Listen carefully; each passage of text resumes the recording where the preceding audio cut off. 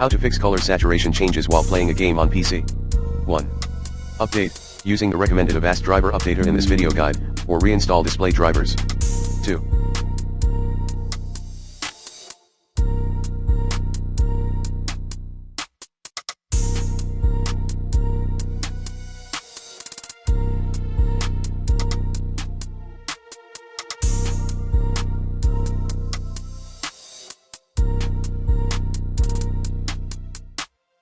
Disable Auto HDR.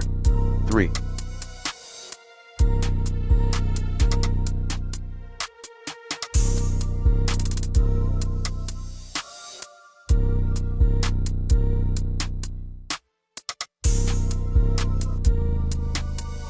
Recalibrate color settings. Int, select an ICC profile and change system defaults. 4.